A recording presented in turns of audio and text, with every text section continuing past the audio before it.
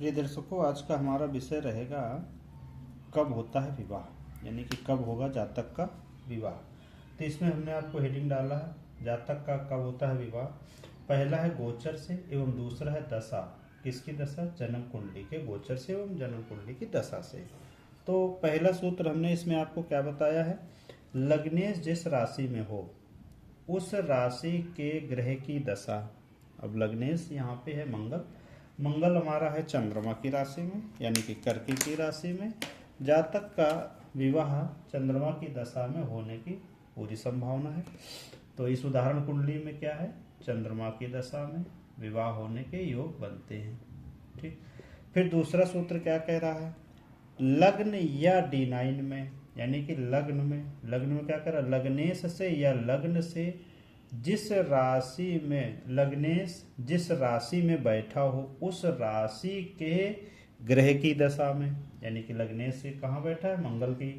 मंगल क्या सूत्र कह रहा है? लग्न या D9 में लग्नेश से या लग्न जिस राशि में बैठा हो उस राशि के स्वामी से, यानी कि वहां से केंद्र त्रिकोण। क्या कह रहा है? केंद्र त्रिकोण में, यानी कि यहां से। कहां से? यहां से केंद्र त्रिकोण। तो केंद्र क्या होगा? एक तो ए बन जाता है, दूसरा, तीसरा, चौथा, 4, 5, 6, 7 और 8, 9 और 10 केंद्र त्रिकोण। क्या कह रहा? त्रिकोण इसका कौन बनेगा? 1, 2, 3, 4, 5, ये 5, ये 5, 6, 7, 8 और 9। इससे क्या कह रहा है? जब लग्न या लग्नेश से जिस राशि में बैठा हो, जिस जो ग्रह हो उस राशि के केंद्र त्रिकोण में जब शुक्र आते हैं, जब शुक्र का गोचर यहाँ आएगा तब, और जब शुक्र का गोचर यहाँ आएगा। दशा क्या कह रहा है? लग्नेश जिस राशि में बैठा उस राशि की ग्रह की दशा चल रही हो, चंद्रमा की दशा हो। क्या कह रहा है?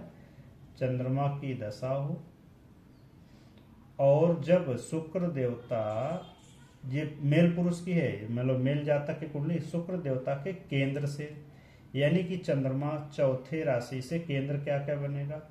7, 10 और 1, ये खुद केंद्र। इन केंद्र में कौन आए? गुरु आए, तब विवाह होता है। ठीक है। या इनसे केंद्र शुक्र आए, या इनसे त्रिकोण में। त्रिकोण सभी लोग जानते हैं, नवम पंचम। कहाँ से त्रिकोण? यहाँ से।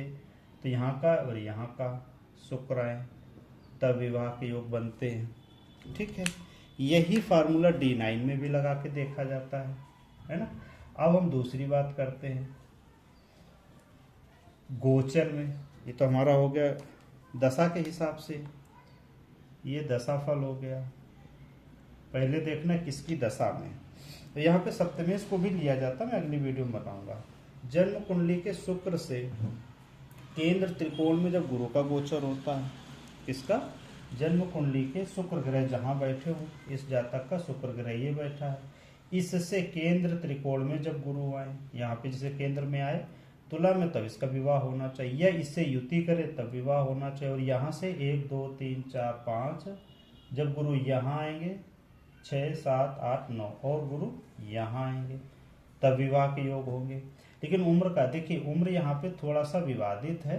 कुछ जगहों के पे परंपराएं ऐसी हैं कि वहाँ पे बाल्यावस्था में विवाह हो जाता है, आज भी कानून सख्त होने के बाद भी ऐसा होता है।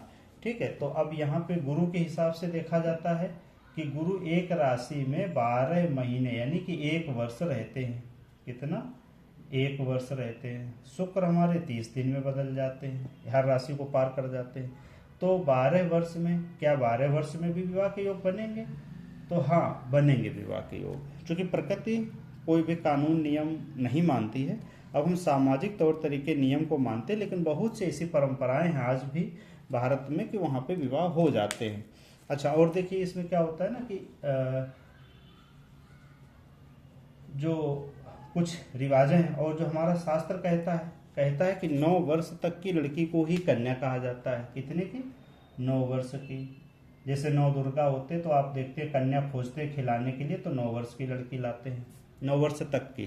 जैसी लड़की माहवारी के लायक हो जाती, योग्य हो जाती, तो उसको स्त्री मान लिया जाता है। स्त्री, वो भले नहीं किसी की पत्नी है, लेकिन वो एक परिपक्व हो गई, बच्चे को जन्म दे सकती, इसलिए स्त्री। शास्त्र ग्रंथ यही कहते हैं कि हमें 9 वर्ष में विवाह कर देना चाहिए। तो अब छोड़ देते इस बात को, ये अब कानून के हिसाब से 18 और 21 का हो गया है, ठीक है। लेकिन फिर भी ये प्रचलन है, अभी भी बहुत जगह है, आपको देखने को मिलेगा, गुपचुप में कानून को पता न चले और कर देते हैं। इसमें समाज भी सहयोग करती है, जिसकी दुश्मनी होती है वो भले मना करें, चलिए उससे हमारा कोई लेना देना नहीं। अब हम देखते हैं कि गोचर में क्या है। ये गोचर का सूत्र है, चंद्रमा से गुरु जब 2, 5, 9, 11 जाए। यहाँ पे एक शब्द मैंने लिखा वेद, वेद ना हो रहा हो तब। चंद्रमा से 2, 5, 9, 11 जब गुरु जाता है तब विवाह के योग देता है। विवाह और संतान और अच्छे पद की उन्नति की तमाम चीज़ों को देता है।